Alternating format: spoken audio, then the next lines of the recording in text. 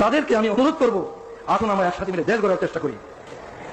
আমারও যদি কোনো ভুল হয়ে থাকে, ইচ্ছাকৃতভাবে দেশের এবং জনগণের ক্ষতির কোনো চেষ্টা আল্লাহর রহমত আমি কোনোদিন করিনি। যা ভালো বুঝেছি দেশের জন্য, জনগণের কল্যাণের জন্য করেছি। এরপরেও মানুষের ভুল হয়, ভুল হতে পারে। কেউ আমার কোনো কাজকে ভুল মনে করতে পারেন, সাধারণ তাদের আমি দোষী বলবো না। নবী ছাড়া কে দোষী নয়, দোষ কম বেশি সবাই আছে। তাই যারা আমার কোনো কাজকে ভুল মনে করেছেন, আমার কোনো কাজে অসন্তুষ্ট হয়েছেন, আমার কোনো কাজে ব্যথিত হয়েছেন, দুঃখ পেয়েছেন, আমি তাদের সবার কাছে জানাচ্ছি আপনাদের এই বেদনার সঙ্গে আমি শরীক, আমিও দুঃখিত। আমি আল্লাহর কাছে দোয়া করি যাতে আমি বাকি জীবন যা কিছু করি কারো মনে দুঃখ না দিই, কারো মনে দুঃখ না আসে এমন ভাবে আমি কাজ করতে পারি। আপনারাও এই দোয়া করুন। আজ আমার কোনো দুঃখ নাই, আমার কোনো দুঃখ নাই। আল্লাহ তাআলা সম্মানের সঙ্গে আমার দেশের সর্বোচ্চ আদালতের মাধ্যমে আমার নাগরিকত্ব ফিরিয়ে দিয়েছেন, আলহামদুলিল্লাহ। সংগ্রামী আমির, ভাষার সৈনিক, কেয়ারটেকার সরকার ফর্মুলার রূপকার, বিশ্বের শত কোটি নির্যাতিত নিপীড়িত মজলুম মানুষের নয়নমণি, নন্দিত জননেতা অধ্যাপক গোলাম আজম, অধ্যাপক গোলাম আজম।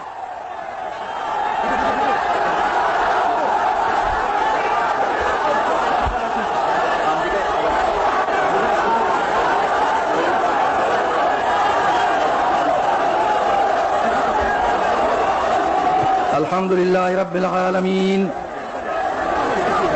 আলহামদুলিল্লাহ রাব্বিল আলামিন, ওয়াসসালাতু ওয়াসসালামু আলা সাইয়্যিদিল মুরসালিন ওয়া আলা আলিহি ওয়া আসহাবিহি আজমাইন। এই শুকরিয়া দিবস উপলক্ষে আয়োজিত এই মহাসমাবেশের সভাপতি, ইসলামী আন্দোলনের নেতৃবৃন্দ, আর আমার প্রিয় সংগ্রামী দেশবাসী, আসসালামু আলাইকুম ওয়া রাহমাতুল্লাহ। এই বাংলাদেশ আমার দেশ, এই দেশেই আমার জন্ম, এই দেশের রাজধানী ঢাকাই আমার জন্ম।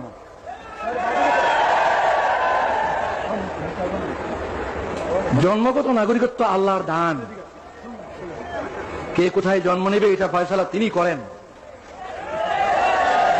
এই জন্মসূত্রে নাগরিকত্ব কেড়ে নেওয়ার কোনো অধিকার নেই, তবু কেড়ে নেওয়া হয়েছিল। আজ আমার কোনো দুঃখ নাই, আমার কোনো দুঃখ নাই। আল্লাহ তাআলা সম্মানের সঙ্গে আমার দেশের সর্বোচ্চ আদালতের মাধ্যমে আমার নাগরিকত্ব ফিরিয়ে দিয়েছেন, আলহামদুলিল্লাহ। নাগরিকত্ব হচ্ছে সকল অধিকারের ভিত্তি। যদি নাগরিকত্বই স্বীকৃতি না হয় তাহলে আর কোনো অধিকারই স্বীকৃত হয় না। যেহেতু সরকার আমার নাগরিকত্ব স্বীকার করেনি এতদিন পর্যন্ত, এই কারণে রাজনৈতিক অধিকারও আমার ছিল না, সরকারের নিকট রাজনৈতিক অধিকার স্বীকৃত ছিল না, আর বাকি অধিকার তো প্রশ্নই ওঠে না। আলহামদুলিল্লাহ, আজ আমি আপনাদের মতো একজন নাগরিক, এই দেশের 12 কোটি মানুষের মতোই আমি একজন জন্মসূত্রে নাগরিক। আজ 23 বছর পর আমার প্রিয় দেশবাসীর সামনে হাজির হওয়ার আমার সৌভাগ্য হলো। 23 বছর পূর্বে আমার এই প্রিয় দেশের মাঠ, ময়দান, রাজপথ আমার বিচরণ ক্ষেত্র ছিল। এই 23টি বছর আমার জীবন থেকে কেড়ে নেওয়া হয়েছে। দুঃখ নয়, আল্লাহ তাআলা আবার আমাকে সুযোগ করে দিয়েছেন। আপনাদের সাথে সেই শুকরিয়া শরীক হওয়ার জন্য আমি আজকে হাজির হয়েছি। আজকে আমি অনেক বেশি কথা বলতে চাই না, আজ সূচনা মাত্র। ইনশাআল্লাহ কথা বলার আরো সুযোগ আল্লাহ তাআলা দেবেন, আমি আশা করি, যদি বাঁচিয়ে রাখেন আল্লাহ। আজ আমি অল্প কটি কথা বলি, আপনাদের কাছ থেকে বিদায় হতে চাই। আমার প্রথম কথা হলো, 23 বছর পর, বিগত 23 বছরের দিকে আমি দৃষ্টি দিয়ে শ্রদ্ধার সঙ্গে স্মরণ করছি আমার এই দেশের অনেক বড় বড় নেতাকে যারা দুনিয়া থেকে চলে গিয়েছে। তাদের মধ্যে 2 জন নেতা এমন, আইয়ুব খানের স্বৈর শাসন আমলে যাদের সাথে মিলে আমি গণতান্ত্রিক আন্দোলনে একসাথে কাজ করেছি, সেই 2 জন আজকে নেই দুনিয়ায়। তারা হলেন মৌলানা আব্দুল হামিদ খান ভাসানী এবং শেখ মুজিবুর রহমান। এরপর আমি স্মরণ করি আরো দুজনকে। এই দেশে গণতন্ত্র পুনর্বহালের জন্য যাদের অবদান অস্বীকার করার সাধ্য কারণ নেই, সেই দুজন দুনিয়ায় নেই আজ। একজন জেনারেল আতাউল গনি উসমানী, আর একজন জেনারেল পরবর্তীকালে প্রেসিডেন্ট জিয়াউর রহমান। শ্রদ্ধার সঙ্গে তাদের স্মরণ করি। আরো স্মরণ করি কয়েকজনকে যারা এদেশে আল্লাহর দিন, আল্লাহর কালিমার ঝান্ডাকে সমুন্নত করার জন্য আজীবন চেষ্টা করে গেছেন। তাদের অবদানকে আমি স্মরণ করি। তারা হলেন মৌলানা আতহার আলী, মৌলানা মোহাম্মদ আব্দুর রহিম, মৌলানা মোহাম্মদুল্লাহ হাফিজ জি হুজুর এবং সরসিনার মৌলানা আবু জাফর মোহাম্মদ সালেহ, পীর সাহেব সরসিনা, আরো অনেকেই 23 বছরের আগে যারা দুনিয়া থেকে গুজরে গেছেন তাদের কথা আমি উল্লেখ করলাম না। এই 23 বছরে যাদেরকে হারিয়েছি তাদের কথা স্মরণ করে, শ্রদ্ধার সঙ্গে স্মরণ করে আমি আমার এই দ্বিতীয় কথা শেষ করলাম। এরপর 72 বছর বয়সে দাঁড়িয়ে আমি ভাবছি যে আমার ডাক কবে আসে আল্লাহর পক্ষ থেকে। তিনি কতদিন দুনিয়াতে আমাকে কাজ করার সুযোগ দেবেন তিনি জানেন। আমার কোনো ব্যক্তিগত উচ্চাকাঙ্ক্ষা নাই।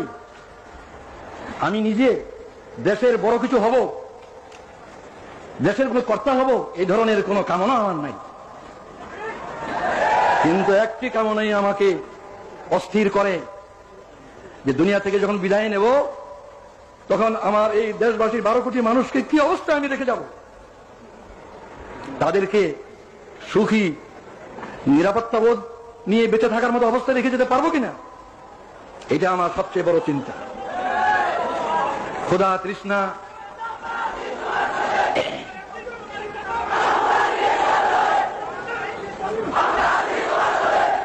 আমার এই সাধনা, এই চিন্তা কিভাবে এই দেশের স্বাধীনতা সার্বভৌমত্বের হেফাজত করা যাবে আর কিভাবে এই দেশের জনগণকে সুখী করা যাবে। ভাত কাপড় বাসস্থান চিকিৎসা শিক্ষা স্বাস্থ্য এগুলোর কারণে মানুষ কষ্ট পাবে না এমন অবস্থায় যদি রেখে যেতে না পারি, যাবার সময় যদি তাদেরকে সুখ শান্তিময় অবস্থায় রেখে যেতে না পারি তাহলে এই জীবনের সার্থকতা কি, এটি আমার একমাত্র ধান্দা। এই কথাটা চিন্তা করা সহজ, কাজটি সবচেয়ে কঠিন। কিভাবে আমাদের এই দেশের লোক এই দুর্নাম থেকে মুক্তি পাবে যে এই দেশ নাকি গরিব এবং ভিক্ষুকের দেশ, সারা দুনিয়ায় এই বদনামের বোঝা আমরা বয়ে বেড়াচ্ছি। এই দেশের লোকের উন্নতি হোক, এই দেশের লোকের এই বদনাম ঘুচুক, এটি আমার সবচেয়ে বড় সাধনা, সবচেয়ে বড় কামনা। এই বিরাট কাজটি এমনি এমনি হবে না, কোন এক দলের পক্ষে সম্ভব হবে না, কোন দলীয় সরকার একলা পারবে না, অনেক সমস্যা। তাই আমি মনে করি যে এই বিরাট কাজটি করা তখনই সম্ভব হবে যদি আমরা রাজনৈতিক ভেদাভেদ, বিদ্বেষ, হিংসা, সন্ত্রাসী রাজনীতি এবং এজিটেশনাল পলিটিক্স, উত্তেজনাপূর্ণ রাজনীতি ইত্যাদি ক্ষান্ত করে সুস্থ রাজনীতি আমরা সবাই করতে রাজি হই। আমি মনে করি যে দেশ গড়ার চিন্তা ভাবনা যাদের আছে তারাই রাজনীতি করেন, আর রাজনীতির ময়দানে যারা নেতৃত্ব দিচ্ছেন তাদের চেষ্টা সাধনের উপরই এই জনগণের ঐক্য নির্ভর করে। জনগণের মধ্যে বিভেদ সৃষ্টি করে কোন নেতৃত্ব সফল হবে না। জনগণের মধ্যে ঐক্য সৃষ্টি করেই সত্যিকার ভাবে দেশের কল্যাণ করা সম্ভব। এই ঐক্যের জন্য আসুন আমরা সকলে চেষ্টা করি। অতীতে বহু উত্থান পতন হয়েছে, রাজনীতির অঙ্গনে বহু উত্থান পতন হয়েছে। আসুন আমরা ওইসব অতীতের দুঃখের কথাগুলি ভুলে যাই। আমরা যারা রাজনীতি ময়দানে আছি আসুন একসাথে বসি, ভাব বিনিময় করি। দেশের সমস্যা অজানা নয়, সবার কাছে আমাদের জানা। আসল কথা সমাধানের পথ কি, কিভাবে সমাধান করব, এই সমাধানের জন্য আসুন একসাথে বসি, একসাথে চিন্তা করি, মতের বিনিময় করি। আমরা ঐক্যবদ্ধভাবে চেষ্টা করা ছাড়া এই বিরাট কাজ কিছুটি সম্ভব নয় বলে আমি বিশ্বাস করি। আমি দেশবাসীর সকলের কাছে এই কামনা করি যে আপনারাও দোয়া করেন। আমি এই চেষ্টাই করতে চাই, প্রতিটি রাজনৈতিক নেতার দুয়ারে দুয়ারে আমি যেতে চাই, প্রতি নেতার কাছে আমি ধর্ম দিতে চাই। আসুন আমরা দেশকে গড়ি একসাথে মিলে। এই ঐক্য ছাড়া এই দলীয় কর্তৃত্ব, নেতৃত্ব, এগুলি নিয়ে আমরা ঝগড়া করতে পারবো কিন্তু দেশ গড়তে পারবো না। এগুলি নিয়ে আমরা মারামারি কাটাকাটি করতে পারবো কিন্তু জনগণকে সুখ শান্তি দিতে পারবো না। আমি আর বেশি কথা বলতে চাই না। এখানে একটা গুরুত্বপূর্ণ কথা আমি বলতে চাই, সেটা হচ্ছে রাজনীতির ময়দানে যারা কাজ করেন, বিভিন্ন দলের মধ্যে মতের পার্থক্য থাকা খুবই স্বাভাবিক, এবং এই পার্থক্যের কারণে রাজনৈতিক সিদ্ধান্ত ভিন্ন ভিন্ন হয়। বিভিন্ন দলের বিভিন্ন রকম রাজনৈতিক সিদ্ধান্ত হয় এবং এক দলের সিদ্ধান্ত আরেক দলের নিকট গ্রহণযোগ্য হয় না। এটা হয়েই থাকে, এটা স্বাভাবিক। এই কারণে আমাদের মধ্যে যে দূরত্ব, পারস্পরিক এই দূরত্ব দূর করতে হবে। আর দূর করার পথ এটাই যে অতীতকে ভুলে যাওয়া। আমার বিরুদ্ধে যারা ব্যাপক অপপ্রচার করেছেন বহু বছর থেকে, আমি তাদের অপপ্রচারকে কিছুই মনে করি না। তাদের বিরুদ্ধে আমার কোনো বিদ্বেষ নাই, আমি তাদের বিরুদ্ধে কোনো অভিযোগ করব না। তাদেরকে আমি অনুরোধ করব, আসুন আমরা একসাথে মিলে দেশ গড়ার চেষ্টা করি। আমারও যদি কোনো ভুল হয়ে থাকে, ইচ্ছাকৃতভাবে দেশের এবং জনগণের ক্ষতির কোনো চেষ্টা আল্লাহর রহমত আমি কোনোদিন করিনি। যা ভালো বুঝেছি দেশের জন্য, জনগণের কল্যাণের জন্য করেছি। এরপরেও মানুষের ভুল হয়, ভুল হতে পারে। কেউ আমার কোনো কাজকে ভুল মনে করতে পারেন, সাধারণ তাদেরকে আমি দোষী বলবো না। নবী ছাড়া কে দোষী নয়? দোষ কম বেশি সবারই আছে। তাই যারা আমার কোনো কাজকে ভুল মনে করেছেন, আমার কোনো কাজে অসন্তুষ্ট হয়েছেন, আমার কোনো কাজে ব্যতীত হয়েছেন, দুঃখ পেয়েছেন, আমি তাদের সবার কাছে জানাচ্ছি আপনাদের এই বেদনার সঙ্গে আমি শরীক, আমিও দুঃখিত। আমি আল্লাহর কাছে দোয়া করি যাতে আমি বাকি জীবন যা কিছু করি কারো মনে দুঃখ না দিই, কারো মনে দুঃখ না আসে এমন ভাবে যেন আমি কাজ করতে পারি। আপনারাও এই দোয়া করুন। সর্বশেষে যে ঐক্যের কথা আমি আজ বলছি, এই ঐক্যের তো ভিত্তি চাই। ঐক্যের কথা সকলেই বলেন, অনেকেই বলেন, কিন্তু ঐক্যের মধ্যে ভিত্তি প্রয়োজন। বিনা ভিত্তিতে ঐক্য কিছুতে পেরে দাঁড়াবে। আমার দৃষ্টিতে ঐক্যের ভিত্তি দুটো, একটা রাজনৈতিক ঐক্য আর একটা আদর্শিক ঐক্য। রাজনৈতিক ঐক্য, আদর্শিক ঐক্য, এই দুটো ঐক্যের ভিত্তিতে আমরা এই দেশের 12 কোটি মানুষকে ঐক্যবদ্ধ করতে পারি। রাজনৈতিক ঐক্য মানে হচ্ছে এই বাংলাদেশের যে সীমানা, এই সীমানার ভিতরে যে বাংলাদেশ, এই বাংলাদেশের স্বাধীনতা, সার্বভৌমত্বকে হেফাজত করতে হবে। অত্যন্ত বেদনার সঙ্গে লক্ষ্য করছি, বিদেশ থেকে এসে কিছু লোক আমাদের দেশে এই কথা বলার সাহস পায় যে 47-এর সীমানা উঠিয়ে দিতে হবে। 47-এর সীমানা উঠিয়ে দিলে বাংলাদেশ কোথায় থাকবে? 47-এ ভারত ভাগ করে যে সীমানা ঠিক করা হয়েছিল, সেই সীমানায় কি বাংলাদেশের সীমানা নয়? 71-এ কি সেই সীমানার ভিতরে স্বাধীন বাংলাদেশ কায়েম হয়নি? এই সীমানার হেফাজত করা হলো রাজনৈতিক ঐক্যের পয়লা ভিত্তি। রাজনৈতিক ঐক্যের ভিত্তি এটাই। যারা এই সীমানা তুলে দিতে চায় তারা এই দেশের স্বাধীনতার রক্ষক হতে পারে না। যারা এই সীমানা তুলে দিতে চায় তারা এই দেশের স্বাধীনতার সার্বভৌমত্বে বিশ্বাস করে না।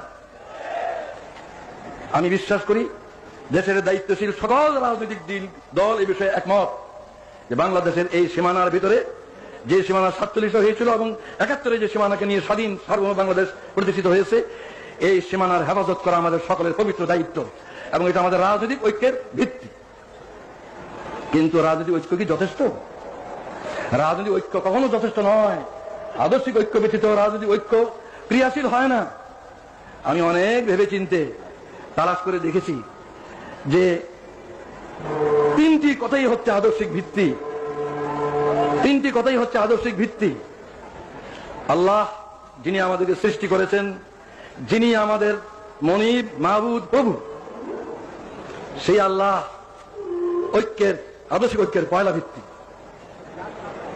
সেই আল্লাহ মানব জাতির দিশারি হিসাবে, পথ প্রদর্শক হিসাবে তার রসুলকে পাঠিয়েছেন, যুগে যুগে রসুলগণকে পাঠিয়েছেন। সর্বশ্রেষ্ঠ রসুল মোহাম্মদ রাসূলুল্লাহ সাল্লাল্লাহু আলাইহি ওয়াসাল্লাম হচ্ছে দ্বিতীয় আদর্শিক ভিত্তি। তৃতীয় আদর্শিক ভিত্তি হচ্ছে আল কোরআন, যা মানব জাতির জীবন বিধান আল্লাহর পক্ষ থেকে রসুলের মাধ্যমে এসেছে। এই আল্লাহর রসুল এবং আল্লাহর কোরআন এর কোনোটাই জামাত ইসলামীর দলীয় সম্পদ নয়। এই তিনটার কোনোটাই কোন দেশের কোন দলের তাদের নিজস্ব সম্পদ নয়। এই সম্পদের ভিত্তিতে আমাদের মধ্যে ঐক্য না হওয়ার আমি কোনো কারণ দেখি না। আমি অত্যন্ত আনন্দ বোধ করি যে আমাদের দেশে প্রধান প্রধান দলগুলির নেতৃবৃন্দ তারা মুসলিম। আমাদের দেশের প্রধান প্রধান দলগুলির নেতৃবৃন্দ মুসলিম। তারা নামাজ পড়েন, হজ করেন, কোরআনকে তারা অস্বীকার করতে পারেন না। নামাজ, রোজা, হজ এগুলি কোরআনই আছে, তারা এগুলি করেন। সুতরাং আমি কি করে মনে করবো তারা কোরআনকে পছন্দ করেন না? নিশ্চয়ই তারা কোরআনকে বিশ্বাস করেন। তাই আমি এই আকুল আবেদন জানাই, রাজনৈতিক ঐক্যের ভিত্তি বাংলাদেশের সার্বভৌমত্ব এবং স্বাধীনতাকে রক্ষা, আর আদর্শিক ভিত্তি হচ্ছে আল্লাহর প্রতি দৃঢ় বিশ্বাস এবং আস্থা, যেটা আমাদের বাংলাদেশের শাসনতন্ত্রে আছে। দ্বিতীয় মুহাম্মদ রাসূলুল্লাহ সাল্লাল্লাহু আলাইহি ওয়াসাল্লামের নেতৃত্ব, তৃতীয় কোরআনের বিধান। এই ঐক্যের ভিত্তিকে যদি আমরা গ্রহণ করি, কাল থেকে আমরা দেশ গড়ার কাজ শুরু করতে পারি। আমি বিদায়ের আগে জনাব আব্বাস আলী খান সাহেব, যিনি এতদিন ভারপ্রাপ্ত আমির হিসাবে এই ভার বহন করেছেন, তিনি আমার চেয়ে 7 বছরের বয়সে বেশি। আমি 72 আর উনি 79। এই বয়সে উনি যে বিরাট দায়িত্ব পালন করেছেন, আমার কাঁধের বোঝা তার কাঁধে নিয়ে যে দায়িত্ব পালন করেছেন, সেজন্য এই সক্ষমতার জন্য আমি আল্লাহ শুকরিয়া জানাই। আমি তাকে মুরব্বী মনে করি বয়সের দিক দিয়ে। আমি তাকে অনুরোধ জানাই যে তিনি আমার জন্য দোয়া করবেন, যেন আমার বাকি জীবন এই দেশের কল্যাণের জন্য, এই দেশের জনগণের সমৃদ্ধি উন্নতির জন্য, সুখ শান্তির জন্য ঠিক মতো কাজ করতে পারি। আর জাতীয় ঐক্য সৃষ্টির জন্য যে আমি নিয়ত করেছি, সেই নিয়ত যেন আল্লাহ তাআলা আমার পুরা করেন। এই দোয়া করার আবেদন জানিয়ে আমি বিদায় নিচ্ছি এই বলে, আল্লাহু আকবার, বাংলাদেশ জিন্দাবাদ, জামাত ইসলামী জিন্দাবাদ, খুদা হাফেজ। আসসালামু আলাইকুম ওয়া রাহমাতুল্লাহ।